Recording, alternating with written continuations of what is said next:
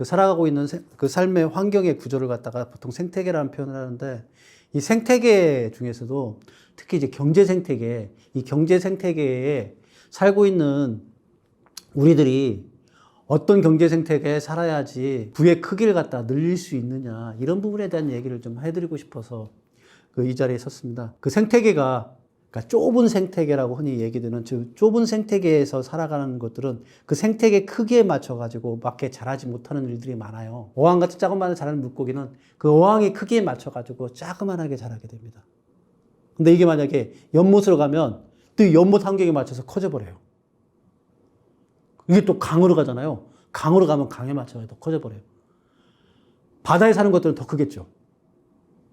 이런 식으로 자기가 살고 있는 환경이 어떠하냐에 의해서 그 환경에 맞춰서 자기가 자라나는 크기가 정해져 있어요. 그래서 그 보통의 생태계 환경을 갖다가 어떻게 가져가느냐가 그 사람의 성장에 미치는 영향이 엄청나게 큽니다. 이건 사람에 대한 얘기뿐만 아니라 동물에 대한 얘기고요, 식물에 대한 얘기고요. 똑같아요. 생명이 가지고 있는 모든 것들은 자기가 자라날 수 있는 환경의 크기에 의해서 얼마만큼 자라나를 나타내요. 부자가 되는 사람들은 대부분 다 자기가 부자의 크기가 그만큼 클 만한 그런 경제 생태계 안에서 살아갑니다. 그래서 그런 경제 생태계 안에서 살아가는 사람만이 부자가 되기 때문에 그런 경제 생태계에 부자가 될 수 있는 경제 생태계로 어떻게 가면 갈 수 있느냐, 이 부분에 대한 얘기를 해드리는 거예요. 첫 번째 부분, 굉장히 작은 생태계겠죠. 어항 같은 이런 작은 생태계인데, 저는 이런 어항 같은 작은 생태계를 현금 생태계라고 저는 보통 얘기합니다. 그러니까 현금 생태계란 뭐냐면요, 현금을 가지고 살아가는 생활자들이 모여 사는 생태계를 갖다가 현금 생태계라고 합니다. 그럼 이 현금 생태계에 살고 있는 사람이 누가 있을까요? 그러니까 일용직 생활자들. 하루 벌어서 하루로 살아가는 사람들. 그러니까 하루에 소득을 벌어서 하루에 지출해가지고 살아가는 사람들. 주급 생활자. 일주일 동안 벌었는 거 가지고 일주일을 살아가는 사람들. 월급 생활자. 한 달을 벌어서 한 달을 살아가는 사람들. 조금 길게 가자면 연봉 생활자. 1년을 벌어서 1년을 살아가는 사람들. 이런 사람들을 저는 현금 생활자라고 합니다. 왜냐하면 소득을 버는 대로 쓰는 사람들이에요. 소득을 버는 대로 쓰는 사람들이니까 그런 현금 생태계에서 갇혀 있는 사람들이거든요. 자, 이런 사람들은 커지질 않아요. 그러니까 사이즈로 얘기된다면 이 손바닥만큼 자라지 못해요. 물고기로 얘기한다고 그러면. 왜 그러냐면 이 어항 같은 이 생태계 이런 데들은 대부분 다 주인이 먹이 주잖아요. 그 먹이 주는 거 갖다 먹고 그렇게 살아가잖아요. 물론 이 어항이라는 생태계 안은 비바람이 맞지 않잖아요. 집 안에 있기 때문에 비바람이 맞지 않고 주인이 먹이를 주니까 살기 굉장히 편안해요. 그러니까 근로자들이 만족도들은 굉장히 높은 거 아시죠? 근로자들이 뭐 욕을 하고 하는데 그 직장에 대해서 욕을 하고 그렇게 살아가는 사람들이 꽤 많이 있는데, 그럼에도 불구하고 일반적으로 나가서 스스로 이제 사업하거나 자본을 가지고 살아가는 사람보다 그 순간순간의 만족도는 높아요. 그러나 문제는 어디서 발생하느냐? 만약에 주인이 그 어항을 갖다가 내다버리게 되면 자기가 가지고 있는 생태계는 파괴되잖아요. 하루 벌어서 하루 쓰고 하루 벌어서 하루 쓰던 그런 생태계들이 다 망가져 버리는 거죠. 그래서 현금 생태계에 살아가고는 현금 생활자들은 돈을 모아도 큰 돈을 모으지를 못해요. 가장 많이 돈을 모은 사람은 그 어항에 살고 있는 물고기처럼 손바닥만한 정도만 자라지 않듯이 딱 이 손바닥 정도가 얼마냐면 지금 현재를 놓고 보면 10억을 넘긴 사람은 나 거의 못 봤어요. 그러니까 현금 생활자로 살아가는 사람이 10억을 넘기는 부의 크기를 가진 사람을 저는 못 봤다는 얘기입니다. 현금 생활자로 살아가는 건 자기의 부의 크기를 10억 내에 10억까지밖에 키우지 못하는 그런 생태계에서 살고 있다는 거, 이게 첫 번째 현금 생활자들의 모습이고요. 두 번째 생활을 하는 건 아마 연못 정도 되는 것 같아요. 연못 정도 되는 게 뭐냐면 자본 생활자예요.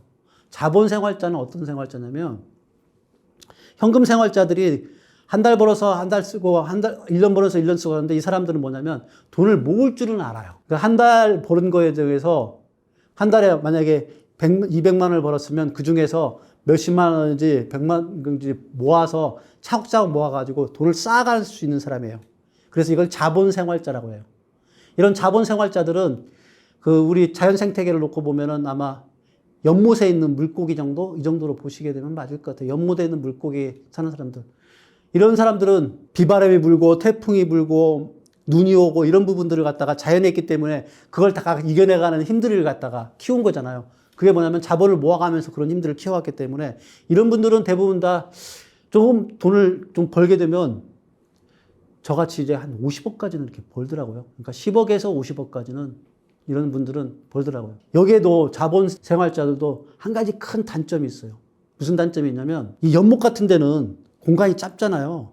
그래서 만약에 천적이 나타나잖아요. 뭐 뱀이나 오리나 오게 되면 잡혀먹기가 쉬워요. 그래서 자본 생활자들 이렇게 연못 같은 데서 살고 있는 이런 생태계 정도로 살고 있는 자본 생활자들은 어느 순간에 잘못하면은 그 천적의 위험에서 쓰러질 수가 있어요. 그래서 제가 가장 얘기하고 싶은 게 뭐냐면요. 강이나 바다에서 살아가고 있는 자산 생활자가 되라는 얘기예요. 자산 생활자는 어떤 생활자냐면요. 자본 생활자 같이 돈을 모아가지고 기본적인 자본을 가지고 있는 데다가 이 자본에다가 다른 사람한테 빌리거나 투자를 받아서 자산을 만들어서 이 자산을 가지고서 사업을 하거나 아니면 자본을 갖다가 더 늘릴 수 있는 소득 구조를 만드는 사람들이에요. 이런 사람들은 돈을 갖다가 얼마까지 버냐면요. 최소 50억부터 100억. 근데 이게 이분들은 무한급수로 커져요. 그래서 조 단위, 막 경 단위까지 올라가요. 뭐 예를 든다면 제프 조베스 같은 사람은 지금 워렌 버핏 같은 사람은 뭐 사실은 조 단위로 다 올라가요. 실제로 자기의 부자의 크기를 갖다가 그러니까 이렇게 크게 만들려고 한다 그러면 사실은 자산 생태계로 나아가는 사람들이 가능한 거예요. 자산 생태계가 대신에 위험은 많죠. 비바람도 불지, 천적들이 많아가지고 있지. 또 강이나 바다는 태풍이 불면은 큰 파도도 일어나죠. 강 같은 데는 장마가 지거나 이렇게 되면은 그 강한 유속에 의해서 그 안에 막 온갖 위험한 요소들이 같이 떠내려오죠. 그걸 갖다가 피해서 살아가기 때문에 그 몸 안에 실제로 경제에 대한 근력들이 어마어마하게 붙을 수밖에 없는 거예요. 근데 오히려 여러분 자산 생태계가 더 안전하다는 거 아세요?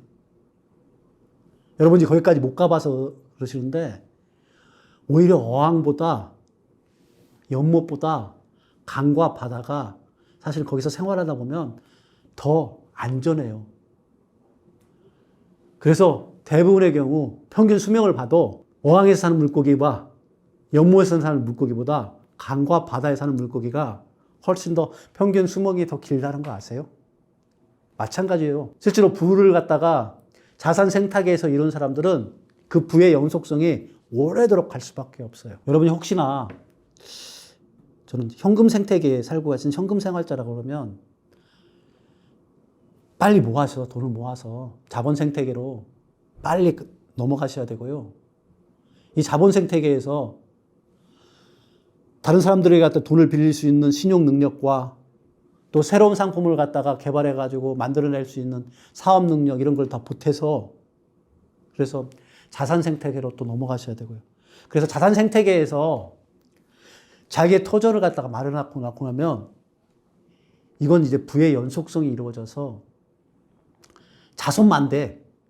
그러니까 그 물고기가 강이나 바다에서 알을 낳잖아요. 그러면 그 알들을 자손들은 거기에서 자손만대로 자기의 삶을 갖다가 풍요롭게 그 어떤 거친 삶이지만 거기서 살아가면서 부의 연속성을 갖다 끝까지 이뤄나갈 수 있는 거예요.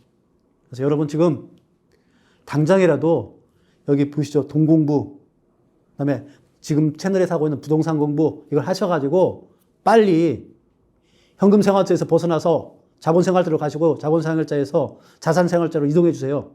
그래야만이 여러분들은 가지고 있는 여러분의 부의 크기를 갖다가 크게 늘릴 수 있고요.